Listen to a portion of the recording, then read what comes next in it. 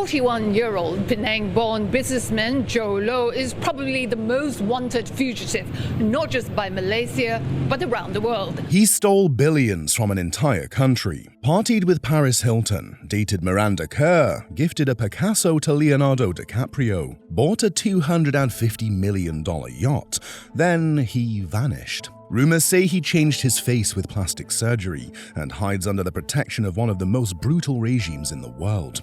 We tracked his latest movement so you don't have to. This is Jho Low, still the most wanted white-collar criminal on Earth.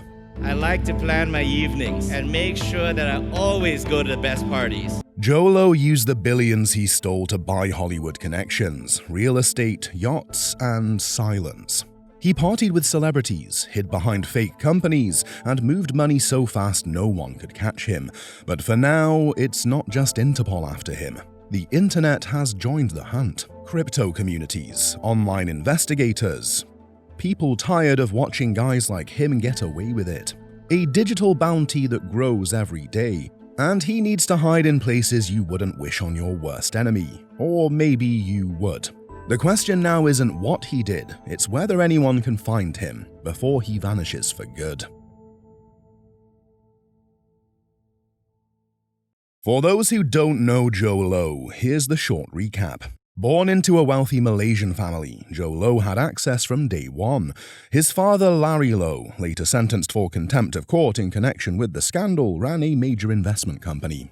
That privilege bought Jho elite education and entry into powerful social circles. At Harrow School in England, he didn't just study, he observed. Middle Eastern royals, heirs to global fortunes, Low watched how power moved, how influence was inherited and applied. Then he moved to the Wharton School at the University of Pennsylvania. He drove a Lexus convertible, claimed royal bloodlines, and even published plagiarized articles, all part of crafting a fake image of importance. And he kept pushing it further. One time he borrowed a 160-foot yacht, swapped out the owner's family photos for his own, and threw wild parties like he owned the thing. It worked. But this wasn't just some rich kid playing pretend. The scam of a lifetime was just getting started. Like a strategist, he cultivated relationships with people tied to sovereign wealth funds. He got himself into rooms where billions were moved with handshakes and blind trust. His biggest move, getting close to Riza Aziz, stepson of then Deputy Prime Minister Najib Razak. It was the last piece he needed, the one that would unlock billions and pull the highest levels of power into his web. In 2009, when Najib launched the One Malaysia Development Berhad Fund, Low inserted himself as a special advisor. No title, no oversight, just massive influence.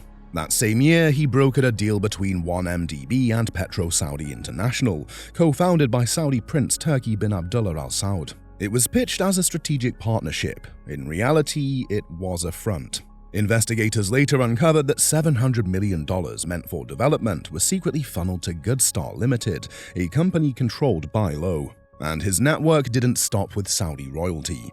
In 2023, a Kuwaiti court convicted Sheikh Sabah Jaber al-Mubarak al-Hamad al-Sabah, son of a former prime minister, for helping Low embezzle over $1 billion through fraudulent schemes tied to 1MDB.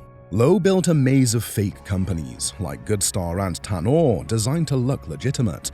Through them, billions meant for national development were quietly redirected. Publicly, he called himself a patriot and a financial genius. Privately, he was draining Malaysia, funneling money meant for schools, hospitals, and a better life for its citizens into luxury condos, celebrity parties, and blockbuster films. Jho Low understood the golden rule of white-collar crime: make it complicated enough and no one asks questions until it's too late. With billions stolen from Malaysia, Jho Low didn't lay low, he moved to Hollywood. Alongside Riza Aziz, he co-founded Red Granite Pictures, the production company behind The Wolf of Wall Street, a movie about excess and financial fraud, ironically funded by excess and financial fraud. Around $100 million in 1MDB money went into the film. The US government later seized profits and returned a portion to Malaysia, making Hollywood part of the cleanup. But Low wasn't just chasing film credits. He wanted access, power, recognition, so he tried to buy it. Leonardo DiCaprio got Marlon Brando's Oscar, a Basquiat and a Picasso, all gifts from Low. DiCaprio cooperated fully with investigators and returned everything. Supermodel Miranda Kerr got jewelry worth $8 million, including an 11.72-carat heart-shaped diamond necklace. She too gave it all back. From 2012 to 2014, Low lost up to $87 million gambling in Vegas. His 31st birthday party reportedly cost $10 to $12 million and featured Kim Kardashian, Paris Hilton, and Jamie Foxx. Now let's take a step back. This wasn't his money. It was meant for the people of Malaysia, for progress, for infrastructure, for lives that depended on it. In 2015, Malaysia's public hospitals faced budget cuts, while Low spent $10 million on a single party. Meanwhile, he was buying up real estate the way most people pick up groceries. A $39 million mansion in Hollywood Hills, a $30.5 million penthouse in Manhattan, all through shell companies, all eventually seized. And then there was the $250 million yacht, equanimity, helipad, spa, cinema, even a private hospital room. The ultimate symbol of stolen excess. Indonesian police seized it in 2018. It recently went back up for sale. For a while, Hollywood didn't care where the money came from. They gladly joined in the indulgence. But when the investigation started, his celebrity circle went quiet. The same people who once called him a friend suddenly claimed they barely knew him. He stopped showing up. Lawyers started speaking for him. The man who used money to bend the world to his will had finally hit a wall. And for the first time, he ran. While Jho Low disappeared into luxury and shadows, Najib Razak, the man he helped elevate, was left to face the music. Once one of Southeast Asia's most powerful political figures, Najib's downfall came fast. In 2018, Malaysian voters did something unthinkable. They kicked out the ruling coalition that had held power since independence in 1957. The 1MDB scandal had turned into a national revolt. And leading the charge, 92-year-old Mahathir Mohamad, coming out of retirement with one mission: to take Najib down. Days after the election, police raided Najib's properties. What they found looked like the trophy room of a billionaire hoarder. $273 million in cash, jewelry, watches, and designer bags, 12,000 pieces of jewelry, 567 luxury handbags. It was the biggest asset seizure in Malaysian history. Najib's defense: he claimed the money came from Saudi royals, a donation, not stolen funds. The courts didn't buy it. Investigators found he'd signed blank transfer documents, giving Jho Low total control over massive amounts. In 2020, Najib was convicted of all charges in the SRC International case. He got 12 years in prison and a $47 million fine. In 2022, Malaysia's highest court upheld the sentence. Najib was sent to Kajang prison, but the higher powers had other plans, and the people were tired of it. In 2024, the Pardons Board suddenly cut his sentence in half. Malaysians flooded the streets, protesting what looked like a sweetheart deal for the elite. As of 2025, Najib remains behind bars. Thanks to a quiet sentence reduction, he's set to walk free in 2028. Meanwhile, Jho Low, the man behind the curtain, is still free. He never held a government job, never got elected, but he pulled the strings that brought down a prime minister, the same man he helped rob an entire nation with. And while Najib faced prison bars, Jho Low slipped deeper into the shadows, until the internet decided it had seen enough. For years, Jho Low outmaneuvered law enforcement, vanishing into a luxury-fueled ghost life. But now something new is happening. The internet is coming for him. Tired of government delays and dead ends, online communities have launched their own manhunt, and it's working. On February 12, 2025, a platform called whereisjoe.xyz went live. It offers crypto rewards to anyone who can provide real intel on Jho Low's location, movements, or financial network. So far, most tips haven't cracked the case, but they have unearthed unseen photos, strange memorabilia, and new traces of his lifestyle. One contributor uploaded a previously unknown photo of Low at a Vegas party. Another surfaced an image of a golden bust sculpted in his likeness. Both were verified, and both earned payouts of $2,700 in crypto. Behind this effort are two names that carry weight: Tom Wright and Bradley Hope, the journalists who broke the original 1MDB story in Billion Dollar Whale. They've turned the manhunt into a decentralized investigation, one that governments can't shut down and bureaucracies can't slow down. Thousands are now watching blockchain transactions, scanning party photos, analyzing flight data, and cross-referencing hotel guest lists, all for a shot at the bounty, or just because it's the right thing to do. And here's the twist: you don't need to be a cop, or a spy, or an expert in finance. If you've seen something, found something, or know something, you're already a part of it.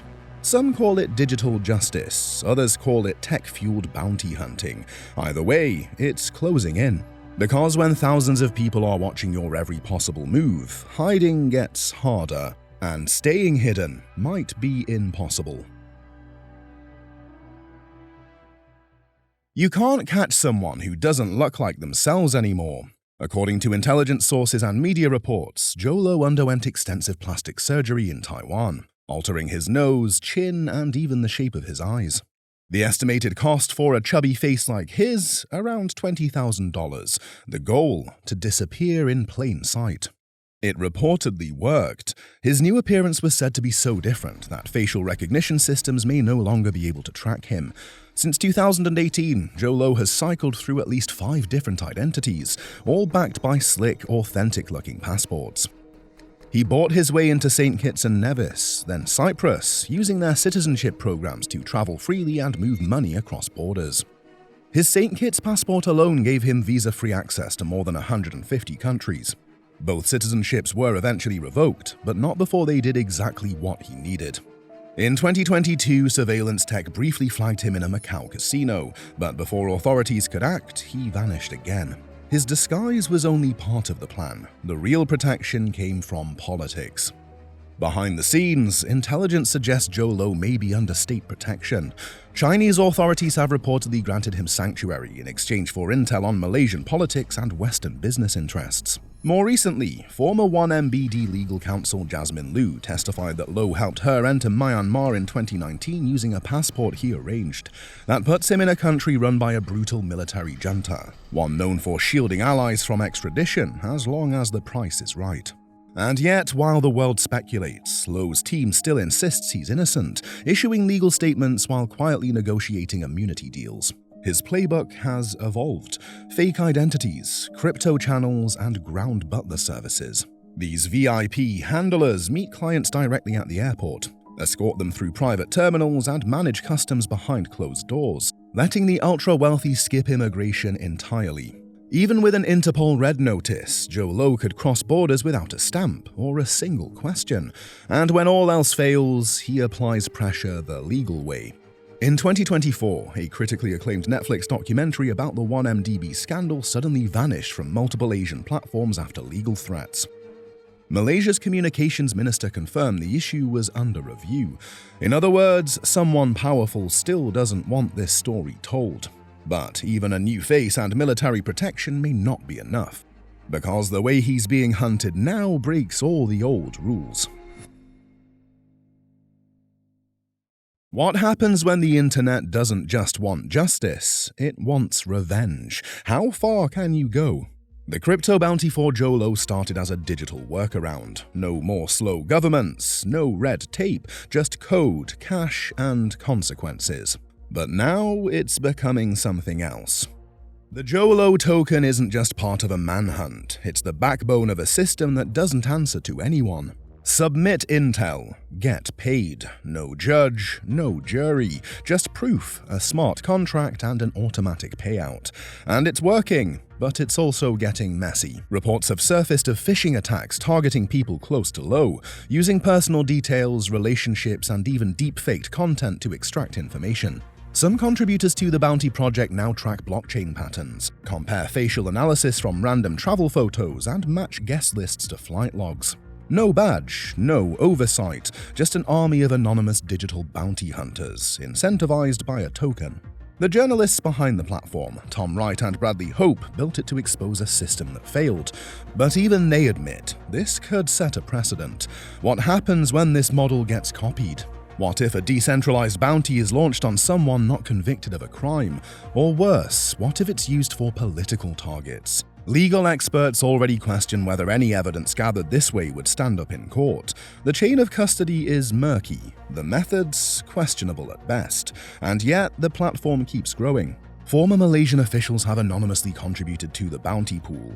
Some see it as the people's justice, others call it digital vigilantism.